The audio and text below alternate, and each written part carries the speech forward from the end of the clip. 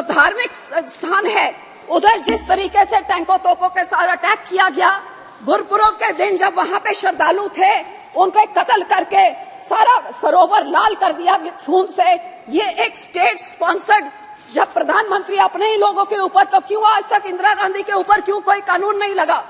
उसके बाद जब हमारे दिल्ली में 84 का जेनोसाइड हुआ सर, तो कितने हमारे सिख लोग के कत्लेआम शरेआम हुआ, सारा देश जानता है ये कांग्रेस की देन। Sir, in every sphere I can say that considering we were hardly 1.5% of the population, ये भी मैं कह सकती हूँ जी आज पंजाब हिंदुस्तान में है, इसमें भी हमारे मास्टर तारा सिंह जी की इंटरवेंशन, जब when he went to the Muslim League flag atop the Punjab Assembly at Lahore and pulled it down, which saved half of Punjab for India, otherwise entire Punjab would have gone to Pakistan, left to Mr. Nehru, and the Yamuna River would have been the dividing line between India and Pakistan. So sir, ये लड़ाई पंजाबियों ने लड़ी, उसके बाद हमारे बॉर्डरों में देश का बंटवारा हुआ, हजारों लाखों सिख और हिंदू भाईचारों का अपने वहां से उजड़ के सब इधर आए। एंड लेकिन सर ये सब होने के बाद what did we receive post independence? All kinds of atrocities by the state.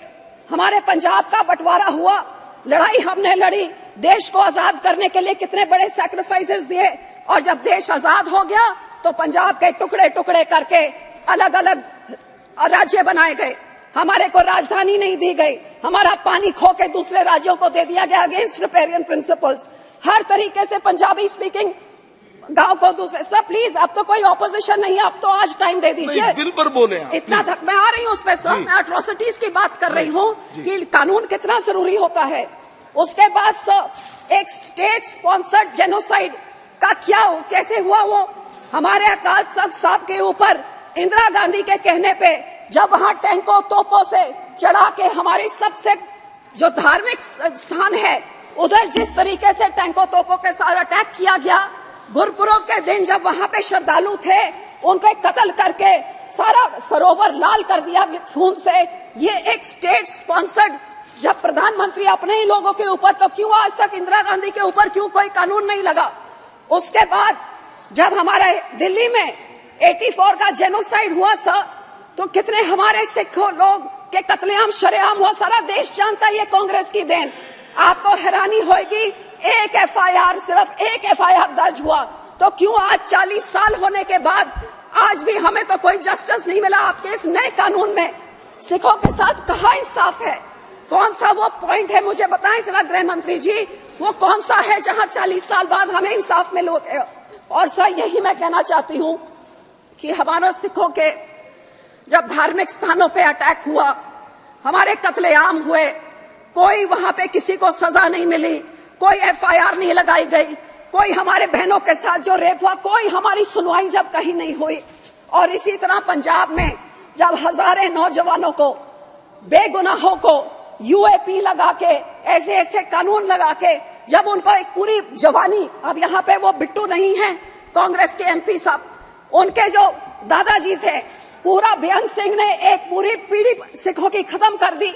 ऐसे ही पुलिस एनकाउंटर्स करके, फेक एनकाउंटर्स, आज तक हजारों लाखों नौजवान लापता, पता ही नहीं लगा कहाँ गए फेक एनकाउंटर्स में, क्योंकि पुलिस के पास अनबिल्डेड पास थे। तो इस तरह के विदाउट चेक्स एंड बैलेंसेस बाहर कितना बड़ा नुकसान कर सकता है, ये हमें पंजाबियों में देखा। और सर जब ऐसे हालात है, जब नौजवानों को मारा जा रहा था पुलिस से, कल क्यों आपको हैरानी होगी, कल की कहानी, एक ऐसी लेडी 19 साल की, उसके हस्बैंड को उठा के मार दिया पुलिस एनकाउंटर में। और अब कितने 30-40 साल बाद आज थानेदार से लेके डीजीपी तक, आईजी तक, सबको पुलिस ने अब जाके अदालतों ने उसको इंसाफ दिया, क्योंकि फेक एनकाउंटर था, फैब्रिकेटेड था, उसको एक टेररिस्ट बना के उसका एनकाउंटर कर दिया। तो ये तो लाखों हजारों से हर घर की कहानी थी पंजाब में 80 के दहाकों में। और सर जब ऐसा माहौल था, जब नौजवान मारे जा रहे थे, तो उन लोगों को रोकने के लिए जो हमारे सब सिर्फ कुछ सुझाव कुछ देना चाहती हैं? जी सर, मैं उसी पे आ रही हूँ सर, उसी पे मैं कहना चाहती हूँ। जब ऐसे का माहौल पूरे पंजाब में 10-12 साल चल रहा था, तो कुछ नौजवान, अब इधर ही इस हाउस में आपने देखा, कुछ नौजवानों ने कुछ दिन पहले क्या किया, क्या कह रहे थे वो नौजवान कि हमने अपनी बेरोजगारी मणिपुर, या फार्मर्स के बारे तो नौजवान अपने भावनाओं में बह के उस समय उन्होंने कुछ कदम उठाए। 25-25 साल के नौजवान थे। हमारे बंदी सिखों की मैं बात कर रही हूँ और बहुत विनम्रता से मैं बात कर रही हूँ, क्योंकि इस पूरे कानून में आज भी उन बंदी सिखों के इंसाफ के बारे में कुछ भी नहीं है सर। जो पंजाब के इस माहौल में जिन्होंने उठ के भाई राजूआना जी जैसे, दविंदर पाल सिंह भुल्लर जैसे, गुरदीप सिंह खेरा जैसे लोगों ने जो कोई कदम उठाए सर, जो उन्होंने कोई कदम चके, वो क्योंकि पंजाब के हालात हो जैसे गए ते हुण उन्हां सारियां नूं 28-28, 30-30, 35-35 साल हो गए वो जेल च बैठे हुए ने।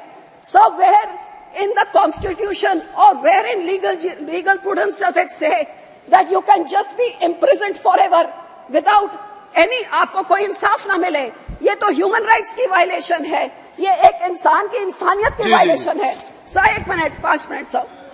Sir, here I want to say that in the mercy petition, जो आपने mercy petition के बारे में कहा है, sir, for example, हमारे भाई राजूआना, you must know sir, 28 साल से जेल में बंद हैं, क्योंकि उस टाइम 84 के दहाकों में उन्होंने कोई कदम उठाया, कोई कंस्पिरेसी करी। 28 years he is lying in a prison in an 8x8 cell. For 12 years, his mercy petition is pending. No decision is being taken. The court tells the government to take a decision. The government doesn't take any decision. And now the new law says, besides his family, nobody can apply for it also. If the person has no family, sir, उनके माँ बाप जे मर गए, तो कौन करेगा? ये कहाँ से आप ये लेके आ रहे हैं? और 12-12 साल को इसका फैसला ना हो, तो इससे बड़ी बेइंसाफी क्या हो सकती है? जिस करके सर, I would say कि ये आप mercy petition वाला, तो I would appeal to you sir, जो 8/8 की चक्की में 28 साल, 25 साल से अब 60-65 साल उनकी उम्र हो गई, और सुप्रीम कोर्ट कहता फैसला दो, और सरकार कहती है anti social elements are a problem to society. तो सर, कई लोग ऐसे जिन्होंने बेअंत सिंह की हत्या में थे, उन्होंने बाय लॉ लीगली अपने तरीके से उनको पैरोल भी मिल गया, वो अपने घर पे भी रह रहे हैं, अदालत ने उनको घर भेज दिया, राजीव गांधी के किलर भेज दिए। तो जब उनको कोई सोसाइटी ने उनसे कोई प्रॉब्लम नहीं, गुड कंडक्ट उनके प्रिजन में रहा, तो क्यों नहीं ऐसे लोगों को फ्री करा जाता? Sir just 2 minutes more. Sir गुरु साहब के 550 सालों पे सरकार ने इस चीज का वादा भी किया था। आज इस कानून में मुझे कुछ नहीं दिख रहा कि when remission has been granted, when these prisoners are going to be set free, which you promised in 2019, आज तक नहीं हुआ। बल्कि आप यूएपीए उठा के आप पूरा पुलिस को वो पावर्स दे रहे हैं, जो पुलिस आज भी उठा के कोई भी चीज, किसी को भी टेररिस्ट, 2019 पे आपने लॉ को रिवाइज किया कि पहले एक टेररिस्ट ऑर्गेनाइजेशन होती थी, अब किसी भी इंडिविजुअल को आप टेररिस्ट कर दें। इसका मिसयूज पंजाब में तो रोज ही हो रहा है, देश में भी देख रहे हैं, किसी को भी टेररिस्ट। आपको हैरानी होगी कि पंजाब में कुछ बच्चों ने सिक्खी का प्रचार करने के लिए कुछ पैम्फलेट घर पे मिले, तो उनपे भी यूएपीए लगा दिया और फिर उठा के दूर दूर भेज देते। श्री रमेश विदुड़ी जी, सर मैं अपील करती हूँ कि इस कानून का